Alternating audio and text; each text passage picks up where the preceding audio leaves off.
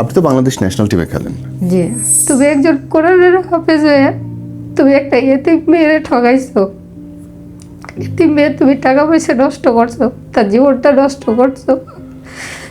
তোমার তোমার সব কিছু ভালোবাসায় আমি এতটাই অন্ধ হয়ে গেছিলাম যে তুমি বেকার থাকার পরেও আমি তোমাকে ভালোবাসছি, বিয়ে করছি। তুমি আর তোমার পরিবার আর কোনো মেয়ের সাথে এরকম প্রতারণা করো না। তোমার কাছে আমার এটাই দাবি যে আর কারো জীবন নিয়ে আর খেলা করো না, আর কারো জীবন নিয়ে খেলা করো না।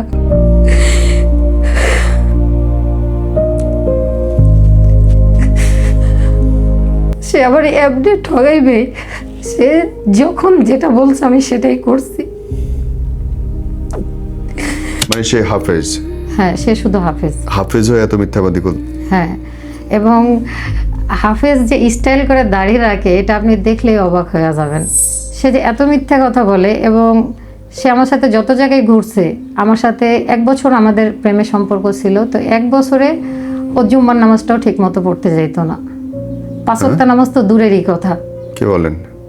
তো আমি যখন বিয়ের পর জানি সে হাফেজ, তো তখন থেকে আমি পর্দা করা শুরু করি। সে আমারে বলছে এখন থেকে তোমার বোরখা পড়তে হবে, তুমি যেখানে যাও। পরে আর কি ওই প্রাইভেট কোম্পানিতে আমি 35,000 টাকা মাসে বেতন পাইতাম। পরে ওখানে প্যান্ট গেঞ্জি পরতে হইতো। বললো যে এখন তোমার পর্দা করতে হবে। পরে ওই অফিসের চাকরি আমি ছেড়ে দিই, যেহেতু স্বামী চায় না। মানুষের হচ্ছে যে বিয়ের আগে একটা মেয়ের লাইফ থাকে অন্যরকম, বিয়ের পর তার লাইফটা অন্যরকম হয়ে যায়। আমার ব্যাগ থেকে টাকা, গয়না, স্বর্ণের একটা চেন নিছে 1 ভরি 2 আনা, 1 লক্ষ ক্যাশ টাকাটা নিছে, এবং পুরো ঘর তছনছ করছে। সব কিছু খোঁজাখুঁজির চেষ্টা করছে যে আর কোথাও টাকা আছে কিনা।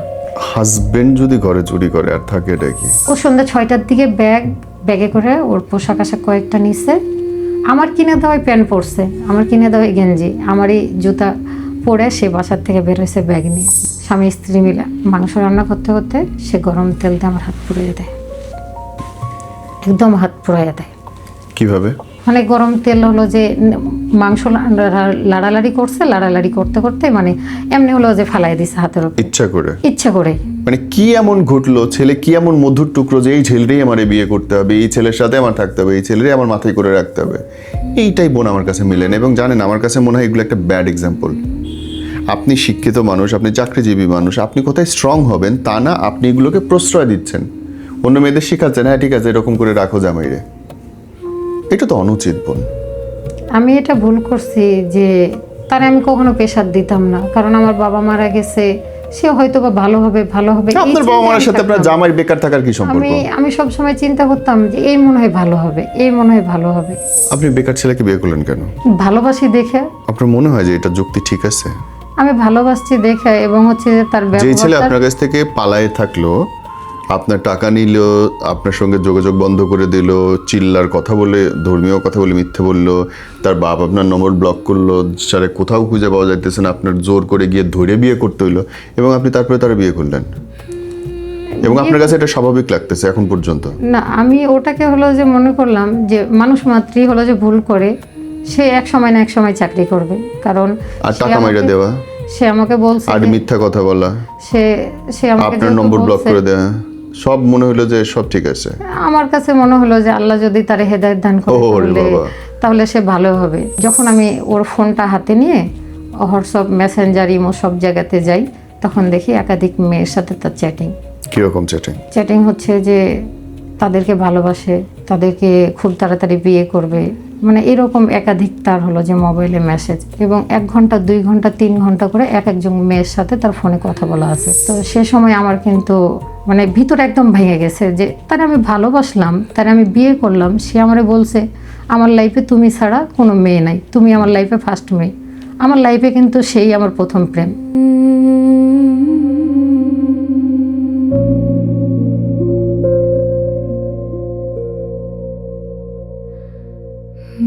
আপনি তো বাংলাদেশ ন্যাশনাল টিমে খেলেন।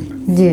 এবং এমন একটা জায়গায় যেখান থেকে মানুষ মানে সম্মান আনে, কিন্তু আপনি বলতেছেন যে আপনার জীবনে উল্টাপাল্টা ঘটনা ঘটছে। আমাকে একদম শুরু থেকে বলেন তো বোন। আচ্ছা, আমি হলো যে একটা প্রাইভেট কোম্পানিতে, সরকার পরিবর্তনের পরে প্রাইভেট কোম্পানিতে এটা জয়েন করি। তো জয়েন করার সুবাদে আমার জোন ছিল রামপুরা টু কুড়িল বিশ্ব রোড। তো আমি ওই জায়গা থেকে আসছি আমার টিম নিয়ে আসার পথে 18ই ডিসেম্বর 2024 সালে ছেলের সাথে আমার পরিচয় হয়। হুম। তো সে আমারে জিজ্ঞেস করে যে ম্যাডাম আপনাদের কাজটা কি, আপনাদের মানে চাকরির নিয়মগুলো আমারে বলেন, আমি তো বেকার ছেলে, তাহলে আমি আর কি চাকরি করব। তো আমার কথা হলো আমাদের কোম্পানিতে মাঝে মধ্যে যেহেতু লোক নাই, তার তো সমস্যা নেই। হুম। তখন ওনাকে বললাম যে আচ্ছা ঠিক আছে, আপনি তাহলে আপনার বায়োডাটা সিভি টিভি সব আমাকে দিয়েন, সার্টিফিকেট, আমি দেখব, যদি সুযোগ থাকে তাহলে আপনাকে কাজে লাগাবো। জি। তারপর হলো যে ওর সাথে এমনি কথা বলতে বলতে ওর আচার আচরণে, ওর সব কিছুতে আমার ভালো লাগে, ওর ব্যবহার। তো ভালো লাগার পরে এক পর্যায়ে আমাদের প্রেমের সম্পর্ক গড়ে ওঠে। হুম হুম। তো প্রেমের সম্পর্ক কত সালের ঘটনা এটা? এটা হচ্ছে 18ই ডিসেম্বর 2024। এই সেদিনের ঘটনা? হ্যাঁ, ওকে। ওটা হচ্ছে আমাদের ফার্স্ট দেখা। হুম। তারপর একাধিকবার ফোনে কথা হয়েছে, দেখা হয়েছে, এরকম ভাবে আমাদের একটা ভালো সম্পর্ক চলছিল। ওকে। বিয়ে হইলো কবে গিয়ে? আমাদের বিয়ে হয়েছে 27শে ডিসেম্বর 2025। আচ্ছা। তো বিয়ের পর? বিয়ের আগেও ঘটনা আছে। তো তার সাথে হচ্ছে যে আমার ভালো একটা সম্পর্ক, একসাথে ঘুরি ফিরি। তো আমার আব্বা মারা গেছে 12ই অক্টোবর 2025 সালে। তো আমার আব্বা ব্রেন স্ট্রোক করছিল, ঢাকায় আসছিল চিকিৎসা করার জন্য। তো আমার আব্বাকে অনেক সান্ত্বনা দিত যে আঙ্কেল এগুলো নিয়ে টেনশন করেন না, আপনি সুস্থ হয়ে যাবেন, ভালো থাকবেন, মানে অনেক আর কি কথা বলতো আব্বাকে। তো আব্বা বললো ছেলে তো ভালো, তাহলে তোমার তো আর, আমি যদি মারাও যাই তোমার কোনো টেনশন থাকবে না। তো আমার কাছে কথা হলো ভালো ছেলে যেহেতু, আমার আব্বাও খুশি, তো আমার তো সমস্যা নেই। পরে আমার আব্বা যেদিন মারা যায় 12ই অক্টোবর 2025 সালে, ও আমার সাথে গেল যে আমি তোমার আব্বাকে দেখতে যাব। পরে গেল, 4 দিন আমাদের এলাকায় থাকলো, আমাদের বাসায়। 4 দিন পরে আমরা ঢাকায় আসলাম। ঢাকায় আসার পরে যেহেতু আমি চাকরি করি, আমাকে তো এত বেশি লং ছুটি দিবে না, আমি চলে আসি। আসার পরে সে বলল তার ফোনটা নষ্ট হয়ে গেছে, আমার একটা ফোন কিনে দাও। পরে তাকে আমি একটা 10,000 টাকা দিয়ে ফোন কিনে দিলাম। সে কিন্তু বেকার, কোনো চাকরি টাকরি করতো না। আমার টাকা নিয়ে ওর মেস ভাড়া, ওর সব কিছু চলতো, ওর পোশাক আশাক, খাবার, যাবতীয় সব কিছু আমি দিতাম। তো চলার পরে ও আমাকে আর কি 24শে নভেম্বর বলল যে আমার বোনের অপারেশন হবে, চিস্টের একটা অপারেশন হবে, মেয়েদের বাচ্চা না হলে যে অপারেশনটা হয়। তো বললো যে অপারেশন হবে, অপারেশনে 40,000 মতো খরচ হবে, তো তুমি আমাকে টাকা দাও। কারণ জানি আমার কাছে যেহেতু আমি প্রাইভেট কোম্পানিতে চাকরি করি এবং আমার লাইফে কিন্তু আমি আগে খেলাধুলা করতাম, তো ওখান থেকে ও জানে আমার কাছে টাকা পয়সা আছে। তো আমাকে বলল, আমার কাছে কত হলো মানুষের বিপদ হইতেই পারে, যেহেতু ভালোবাসি দিয়ে থাকে। কত টাকা দিছিলেন? আমি তাকে তখন 40,000 টাকা দিই। সর্বমোট? তো 40,000 টাকা দিলাম। তো 40,000 টাকা দেওয়ার পর ও 25শে নভেম্বর বাসায় গেল, 25শে নভেম্বর 2025। তো বাসায় যাওয়ার পর ও আমার সাথে যোগাযোগ করে কথা বলে, এরকমভাবে কথা বলতে বলতে 15ই ডিসেম্বর থেকে ওর সাথে আমার আর কথা হয় না। মানে মেসেজ দিলে মেসেজ রিপ্লাই দেয় না, কথা বলে না। তখন আমি চিন্তা করলাম যে কি হইলো, ওর কি কোনো বিপদ আপদ হইলো নাকি। পরে আমার ছোট ভাইকে দিয়ে ওকে ফোন দেওয়ালাম, কারণ যেহেতু আমাদের পরিবারের সবাই আমাদের ভালোবাসার সম্পর্কটা জানে। পরে বলার পরে আমার ছোট ভাইকে বলতেছে আমি 100 দিনের জন্য তাবলিগ জামাতে আসছি, আমি তোমার বোনের সাথে এখন কথা বলতে পারবো না, কারণ পরনারীর সাথে তাবলিগ জামাতে কথা বলা যায় না ফ্যামিলি ছাড়া। তো আমার একটু রাগ হইলো যে সে তাবলিগ জামাতে গেলেও তো আমাকে অন্তত বলতো যে আমি যাচ্ছি, আমি 100 দিন পরে তোমার সাথে যোগাযোগ করব। তো তারপর কয়েকদিন গেল, আমি আবার হলো যে 23শে ডিসেম্বর 2025-এ তার বাবাকে ফোন দিলাম। কারণ আমাদের যখন রিলেশন ছিল তখন তার বাসায় আমাদের রাজশাহীর আম, আচার, তারপর আখের গুড়, লিচু সব কিছু আমি দিয়ে পাঠাইছি। তার বাবা মার সাথে কথা হইতো আপনার? হ্যাঁ, ওর মায়ের সাথে কথা হতো, ওর বাবার সাথে না। এবং হচ্ছে যে 2 ঈদেই তার বাবা মার জন্য আমি পোশাক আশাক দিয়ে পাঠাইছি ঢাকা থেকে। তার মায়ের সাথে কথা হতো আমার। তো তারপর তখন মনে করেন যে আমি তার বাবাকে ফোন দিলাম, তার মা আমার ফোন রিসিভ করছে না। পরে ওর বাবাকে ফোন দিলাম, বাবাকে ফোন দিয়ে বললাম যে দেখেন, আমরা যেহেতু একটা প্রেমের সম্পর্ক আমাদের আছে এবং আমার কাছ থেকে হলো টাকা নিয়ে গেছে, তো আপনি যদি এটার একটা সমাধান করেন, আমার বাবা মারা গেছে, আপনি যদি বলেন যে আমি বাবা হিসাবে বলছি, তুমি এগুলো ভুলে যাও, আমার ছেলের সাথে যেহেতু তোমাদের জেলা আলাদা আমাদের জেলা আলাদা, বা আমরা অন্য পরিবার, তাহলে অ্যাডজাস্ট হবে না, তুমি আমাদের সাথে যোগাযোগ রাখো না। তো আপনি শুধু বাবা হিসাবে যদি এটা বলেন আমি মাইনে নিব, আপনার ছেলের সাথে আমি কোনো যোগাযোগও করবো না, টাকাও আমি চাইবো না। তো বললো যে আমি আগামীকালকে আমার ছেলে আর ছেলের মায়ের সাথে কথা বলে আমি জানাবো। তো তো পরের দিন আমি অপেক্ষায় আছি যে আঙ্কেল আমাকে ফোন দিয়ে জানাবে। পরে দেখি আঙ্কেল আমার নাম্বার ব্ল্যাক লিস্ট করে দিল। ব্ল্যাক লিস্ট করে দেওয়ার পর ও 25শে ডিসেম্বর আবার আমাকে ফোন দিছে 2025 সালে। বলছে আমার আব্বা হার্টের রুগী, তুমি ফোন দিয়ে মানে এরকম কেন কথা বলছো? কিন্তু তুমি তো তাবলিগ জামাতে আসো, তাহলে আজকে আবার কীভাবে তুমি আমার সাথে যোগাযোগ করছো? তো বলছে আমার আব্বা আমার ফোন কেড়ে নিছে, এটা অন্য নাম্বার থেকে কথা বলছি, তোমার যদি টাকা নেওয়ার হয় তুমি শেরপুরে এসে টাকা নিবা, তাছাড়া তুমি আমার সাথে বেশি কথা বলার চেষ্টা করবে না, নাহলে কিন্তু তোমার পরিণতি অন্যরকম হবে। আমি বললাম ঠিক আছে, যেহেতু আমি টাকা দিছি, তুমি যদি আমারে ভালো না বাসো সমস্যা নেই, আমার টাকাটা নিয়ে আমি চলে আসবো। পরে আমার 2টা ছোট ভাইকে সাথে করে নিয়ে 26শে ডিসেম্বর আমি শেরপুর যাই। যাওয়ার পরে তখন ওরে ফোন দিছি সকাল 11টায় যে আমি শেরপুর ঢুকে গেছি, আমি শেরপুর সদরে আছি, কখন কোথায় টাকা দিবে আমারে জানাও। কারণ টাকা ব্যাংকে থেকে তুলে ওর হাতে দিছি, কোনো ডকুমেন্টস নাই, আমি তো থানায় যে অভিযোগ করতেও পারবো না। ওরে বললাম, ওরে বলার পরে ও আর কি ফোন বন্ধ করে দিল। যখন বলছে আমি শেরপুরে ঢুকছি, পরে ও ফোন বন্ধ করে দিল। ফোন বন্ধ করে দেওয়ার পরে এখন তো আমি হতাশ, এখন আমি কী করব? থানায় গেলাম, থানায় যাওয়ার পরে বলছে আপনার ডকুমেন্টস কী? কারণ ডকুমেন্টস ছাড়া তো অভিযোগ করাও যাবে না। মানে আমার এক চাচাতো ভাই, উনি আবার হচ্ছে প্রেস ক্লাবের সেক্রেটারি ছিলেন সাবেক। তো ওনাকে বললাম ভাই আমার সাথে এরকম একটা ঘটনা ঘটছে, তো আপনি আমার একটা সমাধান করে দেন। তো ভাই আর কি একটু আমার সাথে রাগারাগি করলো, হ্যাঁ ভালোবাসলে টাকা দিয়ে দিতে হবে হ্যান ত্যান, বড় ভাইরা যেরকম শাসন করে। তো আমাকে অনেক বকাঝকা করলো। তো আমি বললাম যে আমার বাবা মারা গেছে, আমার এভাবে বকাঝকা করেন না, যেহেতু একটা মানুষ ভুল করছে আপনি এভাবে বই কেন ভাই? তখন বললো আচ্ছা ঠিক আছে, আমি শেরপুরের একজন সাংবাদিক দেখে দিচ্ছি। পরে একজন সাংবাদিককে নাম্বার দিল, তখন আমার সাথে বিকাল 3টার দিকে দেখা করলো। সাংবাদিককে সব ঘটনা যখন বললাম, তখন বললো যে আচ্ছা ঠিক আছে, আমি তাহলে ওদের পরিবারের সাথে যোগাযোগ করি। মানে ততক্ষণ পর্যন্ত আমার একটাই আশা ছিল যে আমাদের বিয়ে না হইলেও অন্তত হলো যে একটা সমাধান দিবে বা বলবে যে থাক এগুলো লোক জানাজানি না করে তুমি তোমার মতো ঢাকায় ফিরে যাও, আমি ফিরে চলে আসতাম। তো তার বাবা মা উল্টাপাল্টা কথা, হ্যাঁ মেয়ে হলে ছেলে পাইলেই প্রেম করতে হবে, ছেলে পাইলেই ভালোবাসায় জড়ায় যাইতে হবে, আমরা এগুলোর কোনো সমাধানে যাব না, যা ইচ্ছা তাই করো। সাংবাদিক দেখা করতে ওনার বাসায় গেছিল, মানে সাংবাদিককে বলছে, আমি যাই নাই। ও মানে ওই সাংবাদিকের সঙ্গে কথা হয়েছে, আপনাদের সাথে কথা না হয়নি? না আমরা আচ্ছা, যাইনি। তারপর আপনি কেন গেলেন না? না আমি যাই না, যে লোকজন জানাজানি হবে এটা নিয়ে, তাদের পরিবার হয়তো বা সমাজের কাছে একটু নিচু চোখ হয়ে যাবে, এই সব আমি চিন্তা করে যাই নাই। কারণ সবারই তো হলো যে সম্মানের একটা চিন্তা আছে, এই জন্য আমি কিন্তু যাই নাই। তো সাংবাদিক এসে বললো যে ওরা কোনো সমাধান করবে না।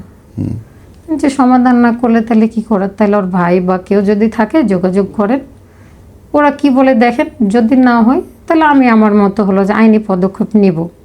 যেহেতু ওর সাথে আমার রিলেশন, আমরা বিভিন্ন জায়গায় গেছি, সবাই জানে, আমার পরিবারও জানে, আমার বাসায় যেহেতু 4 দিন থেকে আসছে, তাহলে আমি অন্য পদক্ষেপে আমি আগাবো।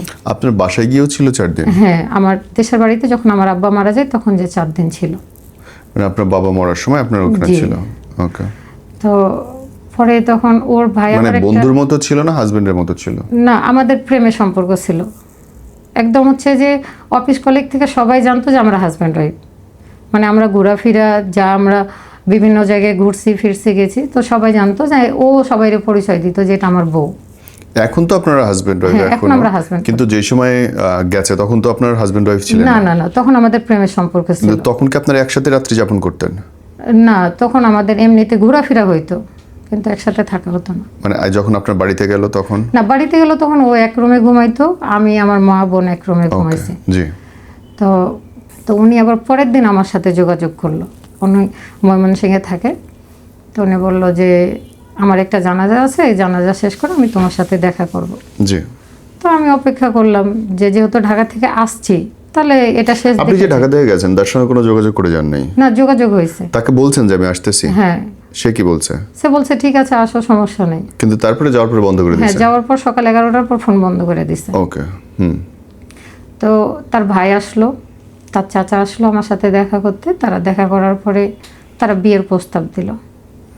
তো আমি বললাম যেহেতু ভালোবাসি তাহলে তো বিয়ে করতে আমার আর অসুবিধা নেই। আমি তখন বললাম যে আচ্ছা ঠিক আছে, আমি বিয়ে করব।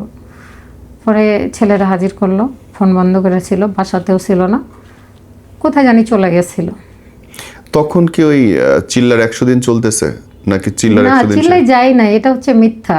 তখন তো আপনি ধরতে পারলেন যে সে মিথ্যা বলছে? হ্যাঁ মিথ্যা কথা বলছে। ওকে, ততদিন কি আপনি ধরতে পারছেন যে সে অনেক মিথ্যা কথা বলছে?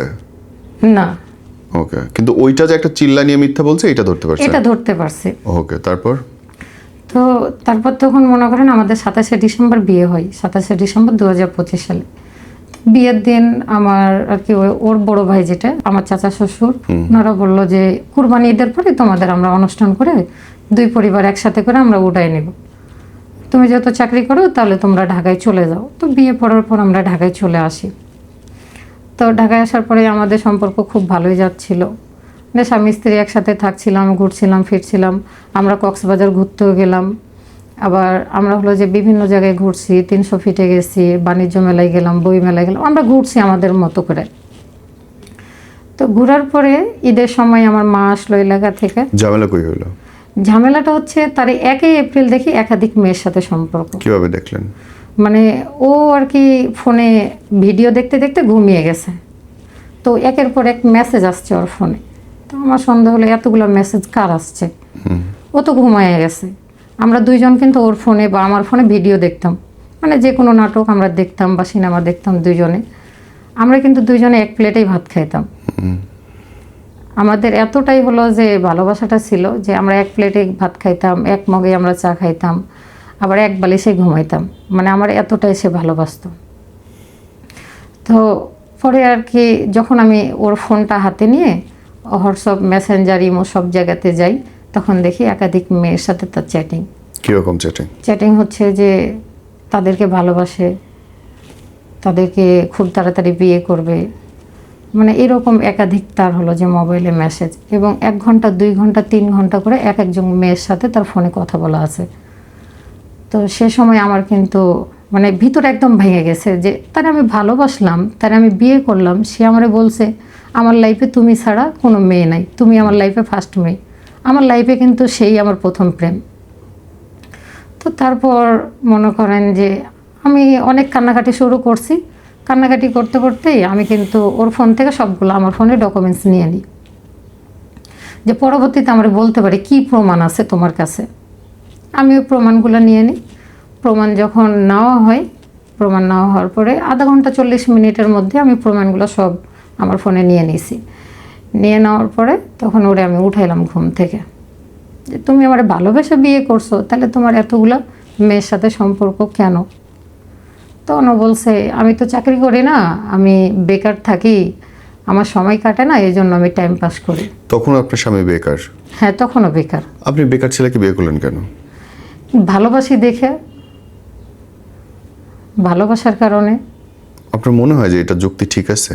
আমি ভালোবাসছি দেখে, এবং হচ্ছে যে তার যে ছেলে ব্যবহার, আপনার কাছ থেকে পালায়ে থাকলো, আপনার টাকা নিল, আপনার সঙ্গে যোগাযোগ বন্ধ করে দিল, চিল্লার কথা বলে, ধর্মীয় কথা বলে মিথ্যে বললো, তার বাপ আপনার নম্বর ব্লক করলো, সারে কোথাও খুঁজে পাওয়া যাইতেছে না, আপনার জোর করে গিয়ে ধরে বিয়ে করতে হইলো, এবং আপনি তারপরে তারা বিয়ে করলেন, এবং আপনার কাছে এটা স্বাভাবিক লাগতেছে এখন পর্যন্ত? না আমি ওটাকে হলো যে মনে করলাম যে মানুষ মাত্রই হলো যে ভুল করে, সে এক সময় না এক সময় চাকরি করবে, কারণ আর সে টাকা মাইরা আমাকে- দেওয়া, সে আমাকে বলছে আর যে- মিথ্যা কথা বলা, সে সে আমাকে আপনার যেহেতু নম্বর ব্লক বলছে, করে দেওয়া, সব মনে হলো যে সব ঠিক আছে। আমার কাছে মনে হলো যে আল্লাহ যদি তার হেদায়েত দান করে ওরে বাবা। তাহলে সে ভালো হবে। ঠিক আছে, ওকে। পরে মনে করেন বিয়ের কিছুদিন পরে আমি জানি যে তার মানে বাংলা কোনো লেখাপড়ার যোগ্যতাই নাই, আচ্ছা, সে শুধুমাত্র কোরআনের হাফেজ, এবং তার যে এসএসসি ইন্টারের সার্টিফিকেট আমাকে দেখাইছে, সে বলছে উত্তরা জাতীয় বিশ্ববিদ্যালয়ে হচ্ছে অনার্স 3rd ইয়ারের ছাত্র, সব এগুলো মিথ্যা। আচ্ছা, এগুলো আমি বিয়ের পর জানি। এখন মানে সে হাফেজ? হ্যাঁ সে শুধু হাফেজ। হাফেজ হয়ে এত মিথ্যাবাদী হ্যাঁ, এবং হাফেজ যে স্টাইল করে দাড়ি রাখে এটা আপনি দেখলেই অবাক হয়ে যাবেন। আপনাকে সব প্রমাণ আমি দেখাচ্ছি যে তার মনে করেন সে যে এত মিথ্যা কথা বলে, এবং সে আমার সাথে যত জায়গায় ঘুরছে, আমার সাথে 1 বছর আমাদের প্রেমের সম্পর্ক ছিল, তো 1 বছরে ও জুম্মার নামাজটাও ঠিক মতো পড়তে যেত না, 5 ওয়াক্ত নামাজ তো দূরেরই কথা। কি বলেন? তো আমি যখন বিয়ের পর জানি সে হাফেজ, তো তখন থেকে আমি পর্দা করা শুরু করি। সে আমারে বলছে এখন থেকে তোমার বোরখা পড়তে হবে, তুমি যেখানে যাও।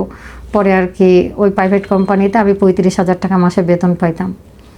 পরে ওখানে প্যান্ট গেঞ্জি পরতে হইতো, বললো যে এখন তোমার পর্দা করতে হবে। পরে ওই অফিসের চাকরি আমি ছেড়ে দিই, যেহেতু স্বামী চায় না। মানুষের হচ্ছে যে বিয়ের আগে একটা মেয়ের লাইফ থাকে অন্যরকম, বিয়ের পর তার লাইফটা অন্যরকম হয়ে যায়। স্বামী যেভাবে চাইবে আমি সেভাবেই চলবো। আমি সব কিছু ছেড়ে দিলাম। আমি কিন্তু রানিং মাস্টার্সের ছাত্রী। আমারে বললো যে তুমি ক্লাস করতে যাবা না, তুমি শুধু পরীক্ষার সময় পরীক্ষা দিবা, কারণ ক্লাস করতে যাবা তুমি যেহেতু একটু স্মার্ট পেয়ে তখন তোমাকে সবাই পছন্দ করবে, তুমি আমাকে ছেড়ে দিবা, তোমার ক্লাস করতে যাইতে হবে না। আমি ক্লাস করেও ছেড়ে দিলাম যে না থাক, আমি তাহলে ক্লাস করব না, ভার্সিটিতে যাব না। সে যেভাবে চাইবে আমি সেভাবেই চলবো। তার জন্য আমি 5 ওয়াক্ত নামাজ পড়া শুরু করছি ভাইয়া। সে তো পড়তো না, সে পড়তো না, কিন্তু আমি শুরু করে সে দিয়েছি। চাকরিও করতো না, না সে চাকরিও করতো না। আপনার চাকরিও ছেড়ে দিলেন আপনি? হ্যাঁ, চাকরি ছাড়াতে আরেকটা কোম্পানিতে, যেখানে হচ্ছে যে হিজাব করে চাকরি করা যায়, সে জায়গায় আমি চাকরি নিলাম ওকে। আরেকটা প্রাইভেট কোম্পানিতে। তো চাকরি নেওয়ার পরে ওর জন্য আমি সব কিছুই আমি ত্যাগ করা শুরু করলাম একে একে। সে আপনার জন্য কি কি ত্যাগ করা শুরু করলো? ও আমার জন্য কোনো কিছুই ত্যাগ করেনি। তা আপনি কেন করতেছেন? শুধু ওর ভালোবাসা ছাড়া ওর কিছুই ছিল না, কিন্তু ওর ভালোবাসাটাও ফেক ছিল। সে তো একই ভালোবাসা 21 জনকে দিয়ে গেছে। তার একাধিক মেয়ের সাথে সম্পর্ক, সে কখনো আমাকে মন থেকে ভালোবাসে নাই। পরে ভাইয়া আমি ধরার পরে সে আমার কাছে অনেক ক্ষমা চাইলো, আমার মায়ের সামনেই মনে করেন হাত পা ধরে মাপ চাইতেছে যে আমার ভুল হয়ে গেছে। পরে এটা শ্বাস ছিল? হ্যাঁ, পরে সব নাম্বারগুলো ডিলিট করে দিল। যখন একাধিক মেয়ের সাথে, তার 1 এপ্রিল ধরলাম। ধরার পরে মানে এই যে এপ্রিল? হ্যাঁ, এই 2026 এর 2026-এর 1 এপ্রিল তাকে মানে একাধিক মেয়ের সাথে ধরার পরে সবগুলো নাম্বার সে ডিলিট করে দিল। হোয়াটসঅ্যাপ থেকে, মেসেঞ্জার থেকে, ইমো থেকে ব্লক করে ডিলিট করে দিল যে তুমি আমার প্রথম প্রেম, আমি তোমাকে বিয়ে করছি, আমি আর কোনো মেয়ের সাথে আর যোগাযোগ রাখবো না, আমি ভুল করছি, আমারে মাফ করে দাও। তারপরে আবার আমি কি তারে কাণ্ড মাফ করে ঘটছে? দিলাম। আবার এই কাণ্ড ঘটছে? তারে মাফ করে দিলাম। মাফ করে দেওয়ার পরে আমার শাশুড়ি আমারে ফোন দেয় 4 মাস পরে। এই 4 মাসের মধ্যে আমার শাশুড়ির সাথে আমার কোনো যোগাযোগ হয়নি। ওকে। শ্বশুরের সাথে হয়নি, আমার শাশুড়ির সাথেও হয়নি। ছেলের সাথে যোগাযোগ হইতো, মানে আমার স্বামীর সাথে তাদের পরিবারের সবসময় যোগাযোগ হইতো। আপনার স্বামী আপনার আমার কাছে সাথে থাকতো? হইতো না। আপনার স্বামী আপনার কাছে থাকতো? হ্যাঁ, আমার সাথে ঢাকাতেই থাকতো? ঢাকাতেই থাকতো, আমার বাসাতে। এবং তখন সে কি চাকরি করতো? কোনো চাকরি করতো না, তখনও সে বেকার? তখনও সে বেকার। তখনও সে বেকার। এ খোদা, আপনি জিনিস। তারপরে তো আমার ভাসুর, চাচা শ্বশুর, ফুফা শ্বশুর, মানে ওই পরিবারের সবার সাথে যোগাযোগ হইতো, কিন্তু আমার শ্বশুর শাশুড়ির সাথে মানে যোগাযোগ সে হইতো না। আপনার প্রেম থেকে শুরু করে বিয়ের লাস্ট দিন পর্যন্ত আপনার গাড়ির উপরে বসে খাইছে? হ্যাঁ, আমার উপর দিয়ে চলছে। এবং সেই সুযোগ আপনি করে দিয়েছেন? যা আমার কাছে, সে তো আমার সব মিথ্যা কথা বলছে। কি সে মিথ্যা বলছে যে তার পরিবার হলো যে তেমন ভালো না, তারা মধ্যবিত্ত পরিবার, এবং হচ্ছে যে তার অনেক কষ্ট, তাকে অনেক কষ্ট করে চলতে হয়। তো আমিও যেহেতু অনেক কষ্ট করে বড় হয়েছি, তাই আমি টুকটাকভাবে তাকে সাহায্য করার চেষ্টা করছি। তার মেস ভাড়া দিছি, তার খাবার খরচের টাকা, তার পাঞ্জাবি কিনে দিছি। আর এক একটা পাঞ্জাবি মনে করেন ব্র্যান্ডের পড়তো 2000 2500 টাকা দামের। রুচির দিক দিয়ে ভালো দেখাইতো। মানে সে যে আমার এমনি ঠকাবে আমি কখনো কোনো দিন কল্পনা করে নাই। তো আমারে অনেক কান্নাকাটি করে বলতো, তখন আমি তারে সব কিছু দিছি। শেষের দিকে আসেন এবার। তো তারপর 6 এপ্রিল আমার শাশুড়ি আমাকে ফোন দেয়। ফোন করে বলে তুমি কি আল্লাহকে ভয় করো না? প্রথম কথা আমার শাশুড়ির। আমি সালাম দিছি, বলছে আম্মা আপনি কেমন আছেন? যে তুমি কি আল্লাহকে ভয় করো না? তুমি একটা মেয়ে হিসাবে শেরপুর আইলা, আমার ছেলেরে বিয়ে করলা, তুমি আমার ছেলেকে ডিভোর্স দাও। তুমি যদি আমার ছেলেকে ডিভোর্স না দাও, আমি তোমার সংসারটাকে জাহান্নামে পরিণত করব। তোমার উপরে অনেক অত্যাচার, এবং হচ্ছে যে তোমার শরীরে আগুন ধরাই দেব। তো আমি আবার বললাম যে আম্মা আপনি যেহেতু 5 ওয়াক্ত নামাজ পড়েন, আমার শাশুড়ি কিন্তু মহিলা মজলিস করে, এবং হচ্ছে আমার শ্বশুর কিন্তু হাজি, মসজিদে ইমামতি করে এবং মসজিদের সভাপতি। তো আমি বললাম যে আপনারা এটা বলতে পারেন যে আমাদের পরিবারের বউরা কেউ চাকরি করে না, তুমি চাকরি করবা না। আমার ছেলে তোমার এই ডাল ভাত খাইয়া রাখলো, তুমি ডাল ভাত খেয়ে থাকো। তো আপনি কেন সংসার ভাঙার চেষ্টা করবেন? আল্লাহ বলেছে হালালের মধ্যে সব থেকে নিকৃষ্টতম হচ্ছে ডিভোর্স। তো আপনি এটা কেন বলবেন? এটা বললেন না। এটা তো হলো যে ফেরাউনের মাও কোনোদিন বলে নাই, তাহলে তো আপনি ফেরাউনের মায়ের থেকেও খারাপ। আমি কিন্তু এইভাবেই বলছি। তখন ও বলছে তুমি আমার ছেলেকে যদি ডিভোর্স দিয়ে দাও, তাহলে তুমি ভালো করে বিয়ে করতে পারবা এবং তুমি জান্নাতে যাইতে পারবা। আর আমার ছেলেরা যদি না ছাড়ো, তাহলে তুমি জাহান্নামে যাবা। ও মানে সে ঠিক করে দিচ্ছে জান্নাত জাহান্নাম। হ্যাঁ, আমার শাশুড়ি আমারে বলে, এবং বলে তোমার আব্বা মারা গেছে, তোমার আব্বা কিন্তু জাহান্নামে আছে। কারণ মেয়েরা যদি খারাপ কাজ করে, বিয়ের আগে ছেলের সাথে প্রেমে জড়ায়, ছেলের সাথে ঘুরে ফিরে, এই কারণে বাবা মা জাহান্নামে যায়। আমি বললাম যে আপনার ছেলেও তো অপরাধ করছে, আমি তো একাই অপরাধ করে নাই। আমি যদি হালাল হারাম না বুঝি, আমি যেহেতু জেনারেল লাইফে লেখাপড়া করছি, ধার্মিক জ্ঞান আমার না থাকলেও আপনার ছেলের আছে, যেহেতু আপনার ছেলে কোরআনের হাফেজ, তাহলে আপনার ছেলে কেন একাধিক মেয়ের সাথে সম্পর্কে জড়াইলো, বা আমার সাথেই কেন প্রেম করে আমাকে বিয়ে করলো, তাহলে তো সেও অপরাধী। উত্তর কি দিল?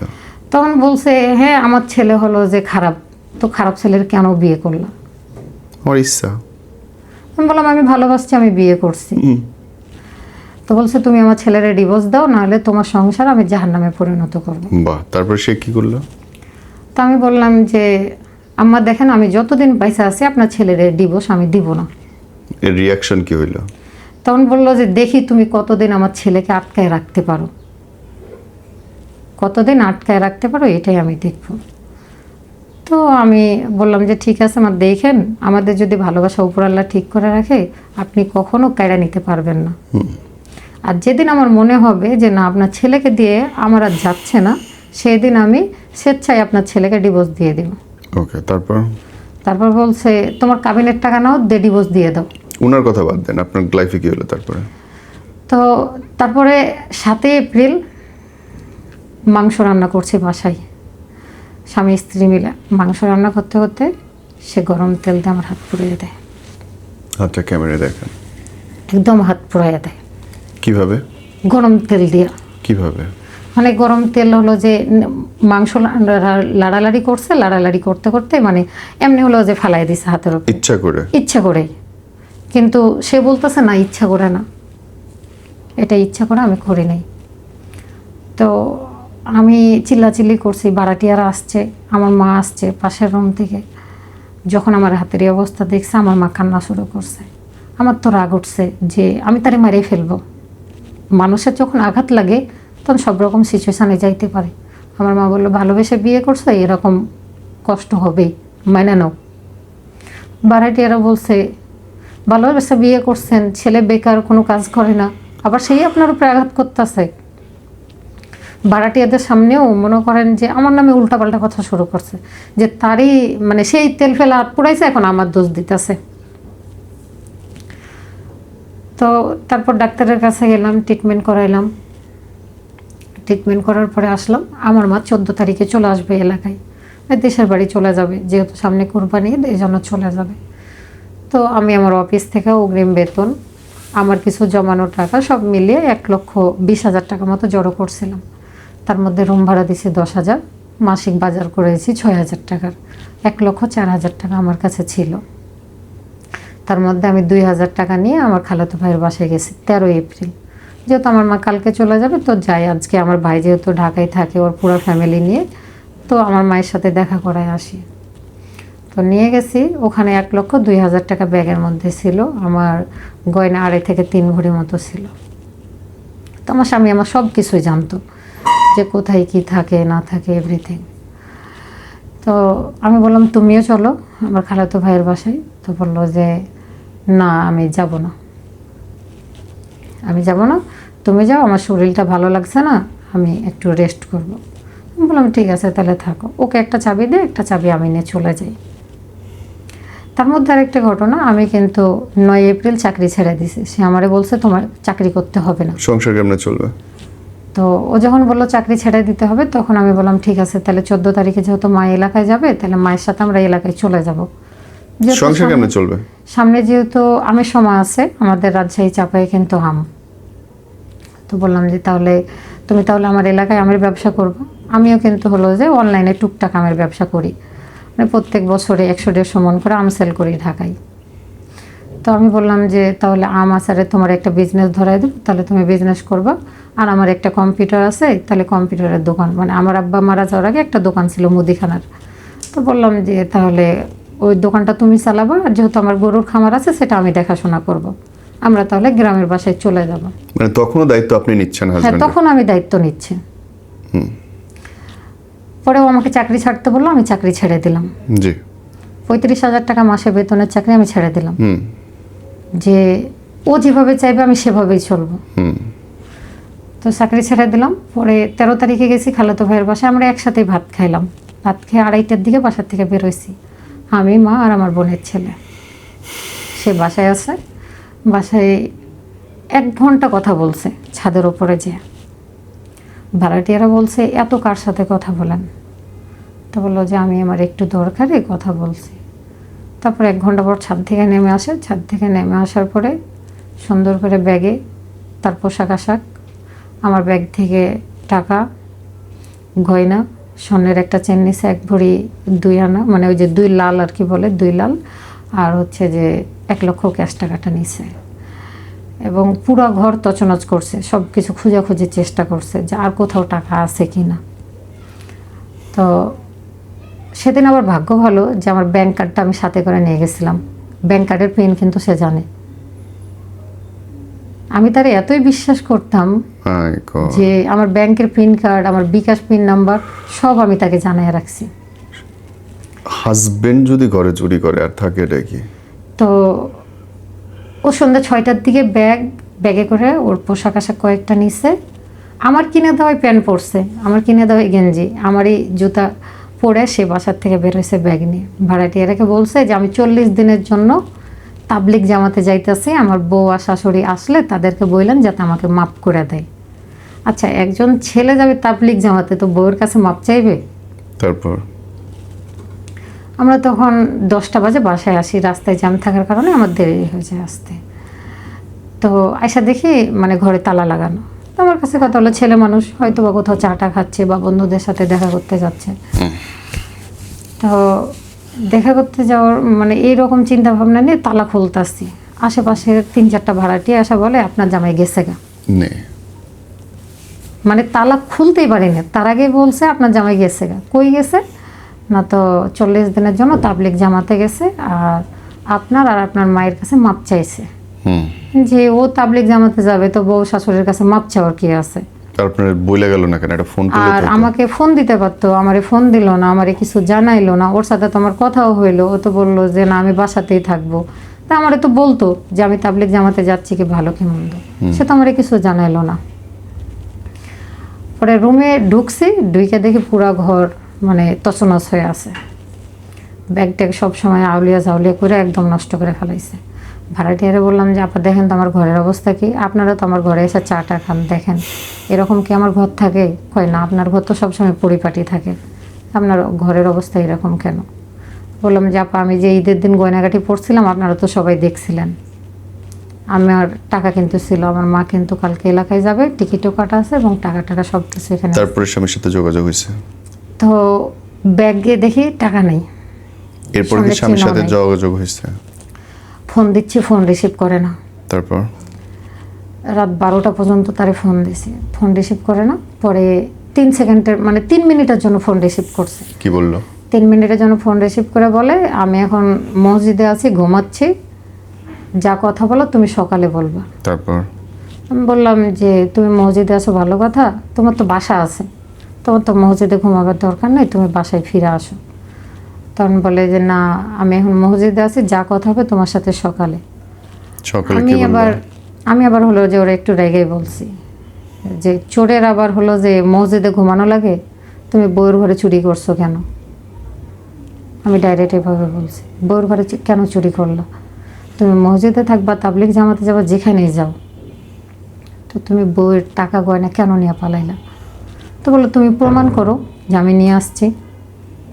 বললাম বাসায় তুমি, আমি, আমার মা আর বোনের ছেলে ছাড়া কেউ থাকে না, সেখানে আমরা গেছি বেড়াইতে, তুমি ছাড়া কেউ ছিল না। তুমি যে ব্যাগ ট্যাগ নিয়ে গেলা, তো আমরা না আসা পর্যন্ত অপেক্ষা করতাম, তুমি যাইতা আমাদের বলে যাইতা, আমাদের সামনে যেয়ে যাইতা। তারপর কথা হলো কবে আবার? তো ফোন কাটিয়ে দিল, ফোন কাটিয়ে দিয়ে ফোন বন্ধ। আমি তার বিভিন্ন জায়গায় খুঁজলাম, আমাদের ভাটারা এরিয়াতে যতগুলো মসজিদ আছে। ডিভোর্স লেটার কবে পাইলেন? তো ডিভোর্স লেটার এখন আমি হাতে পাইনি। শুনছেন ডিভোর্স দিছে? হ্যাঁ শুধু শুনছি, আমার কেস ভাষা করছেন কবে? কেস করছি হলো যে 16 তারিখে। 16 তারিখে কেস করছেন। আর ওর মা বাবার রিয়াকশন কি ছিল? তো পরে যেখানে যেখানে যাইতো, আগে যে মেসে থাকতো সব জায়গা খোঁজাখুঁজি করছি, পরে ভাটারা থানাতে আমি একটা মামলা করি যে যাতে ওরে ফিরে পাওয়া যায়। যে একটা অভিযোগ করি যে আমার টাকা পয়সা গয়নাগাটি এরকম টাইমে নিয়ে গেছে, ভাড়াটিয়াদের সাথে কথা বলে গেছে। তো ওই সূত্রে একটা অভিযোগ করি, অভিযোগ করার পরে ভাটারা থানার ওসির সাথে দেখা করি, দারোগার সাথে দেখা করি। তারা তদন্ত করে, কিন্তু তারা মামলা রেকর্ড করে না। বলে যে স্বামী স্ত্রী চুরির মামলা নাকি রেকর্ড হয় না। আচ্ছা, তো রেকর্ড করে নাই, ভালো কথা, ওটা হয়তো বা আইনের বিধানে আছে, রেকর্ড করে নাই। পরে আমার যে হাত পুরাইছে, আর ও আমার কাছে 5 লাখ টাকা চাইছিল। মানে আমার মায়ের সামনে বলছিল যে আমরা যে বাসায় থাকি ওই মানে বাসায়, পরে যৌতুক মামলা দিয়েছেন আপনি? হ্যাঁ, আচ্ছা। ওই বাসাতেই মানে একটা দোকান ফাঁকা হয়েছিল, তাই বলছিল বুঝতে যে আমি পারছি। দোকান করব। ওইটা দিয়ে যৌতুক মামলা দিয়েছেন, কিন্তু হ্যাঁ, কথা হচ্ছে তারপরে কি তার সাথে আর যোগাযোগ হয়নি? না, তারপর তার সাথে আমার আর কোনো যোগাযোগ ওর হয়নি। পরিবার কি বলছে? ওর পরিবারের সাথে আমি অনেক যোগাযোগ করার চেষ্টা করছি, সমাধান চাইছি, তারা কোনো সমাধান করে না। এই এখন পর্যন্ত এটাই ঘটনা? হ্যাঁ, পরে হয়েছে যে আমি 2 মে তাদের বাসায় মানে পুলিশ নিয়ে গেছে। যে আমার স্বামীর, মনে করেন সে যদি চুরি না করে, একটা মানুষ যদি চুরি না করে, তো সে মানুষ কি লুকা থাকবে কেন? ফোন, হোয়াটসঅ্যাপ, মেসেঞ্জার, ইমো সব বন্ধ করে দিবে? সে চাইলে তো আমার নাম্বার ব্ল্যাক লিস্ট করে রাখতে পারতো, তারপর যে আমি তার সাথে সংসার করবো না, তার বাসায় নাম্বার যাওয়ার পরে blacklist। কি কাণ্ড? তো আমি তার বাসায় গেলাম। বাসায় যাওয়ার পরে আমি তো চাইলেই হলো যে বাজারে সবাই জানাই আমি ওর বাসায় ঢুকতে পারতাম। আমি আমার শ্বশুরের মান সম্মান চিন্তা করে সরাসরি পুলিশ না তাদের বাসার গেটে যেয়ে নামছি। নামে আমার শাশুড়ির সাথে কথা বলার চেষ্টা করছি। আমার শাশুড়ি অনেক খারাপ আচরণ করছে। তুমি খেলাধুলা করো, তুমি বেপরোয়া চলো, তোমার মতো মেয়েকে আমরা বউ হিসাবে মেনে নিব না, আমার ছেলে তোমার তালাক দিয়ে পাঠাবে, তালাক গ্রহণ করে নিব। কাবিনের 2 লাখ টাকা আছে, কাবিনের টাকাটা নিয়ে তুমি হলো যে সমাধানে বসো। তুমি যদি বলো তাহলে এক্ষুনি তোমাকে কাবিনের টাকা দিয়ে দিব, আর তালাকের কাগজে সই করে নেব। বোন, আমি আমার একটু বললাম যে- কথা আছে, মানে গল্প আপাতত এই আগে শেষ করে আসেন। আমার দুটো ছোট কথা আছে। আপনি শিক্ষিত মানুষ, আপনি অনার্স মাস্টার্স করতেছেন, আপনি ন্যাশনাল লেভেলে বিরাট একটা অংশে ছিলেন খেলায়, আপনি চাকরি করেন এত বড়। আপনি, মানুষ একবার ভুল করে, আপনি তো ক্রমান্বয়ে ভুল করতেছেন। হ্যাঁ, ভুলের ওপর দিয়ে আমার যাইতেছে। মানে যখনই ও ক্ষমা চাইতো তখনই আমি মনে করতাম এইবার মনে হয় ও ভালো হয়ে যাবে। এবং আপনার হাজবেন্ডের আমি কোনো দোষই দেখি না এখানে, জানেন। আপনি নিজে যদি একটা পুরুষ মানুষের খাওয়া, থাকা, পড়া সব কিছু দেন, তাহলে কাজ করবে কেন? আপনারটা খাইতেছে, আপনারে মারতেছে, আপনারটা খাইতেছে, সারাদিন ঘুমাইতেছে, আপনি খুব পরিশ্রম করে আসতেছেন এবং আপনি বড় বড় চাকরি ছেড়ে দিতেছেন, আপনার জীবনটাকে আপনি সংকীর্ণ করতেছেন এবং তার জন্য আপনি সে যা বলতেছে, যেমনি বলতেছেন তার মতো করে হয়ে যাওয়ার চেষ্টা করতেছেন এবং এটাকে আপনি সহজভাবে দেখতেছেন। ব্যাপারটা তত সহজ না, বোন।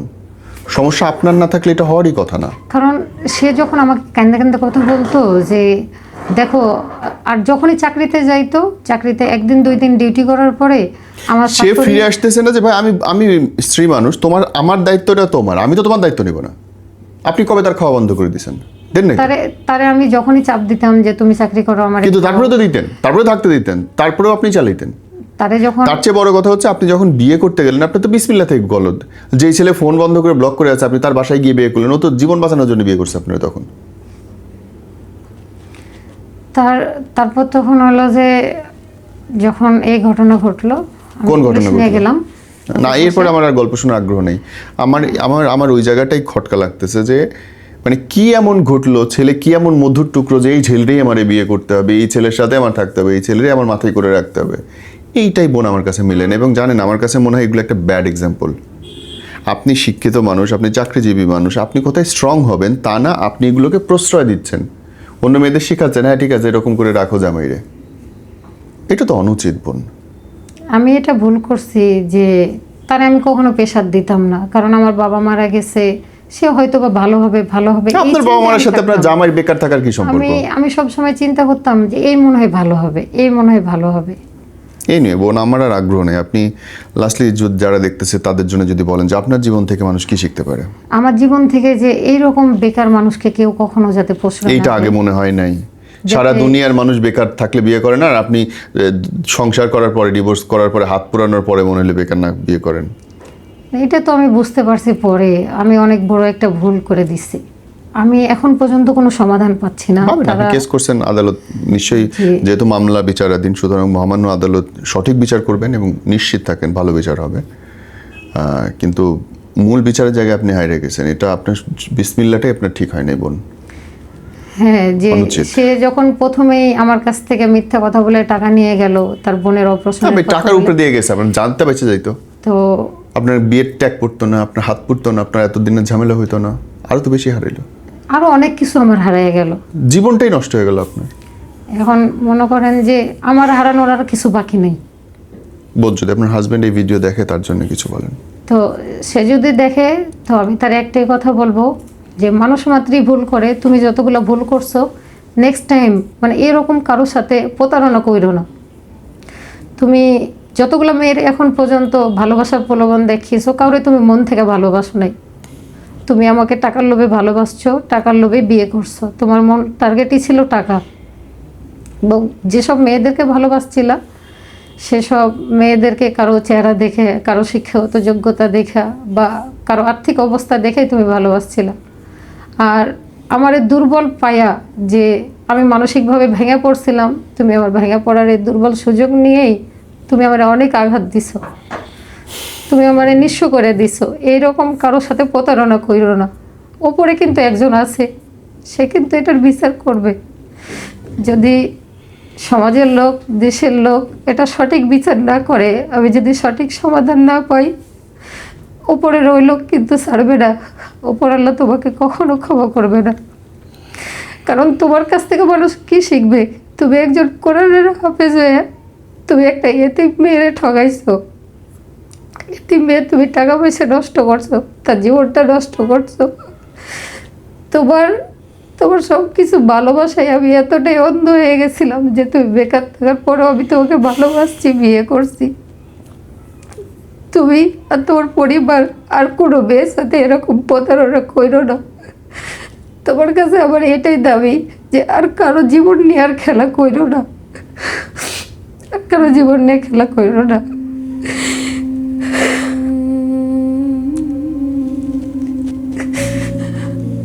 সে আবার এমনি ঠগাইবে। সে যখন যেটা বলছে আমি সেটাই করছি। তার জন্য আমি আমার পুরো লাইফ চেঞ্জ করে ফেলছি, কিন্তু সে আমার জন্য কিছুই করে নাই। সে শুধুমাত্র আমারে ঠগাই গেছে।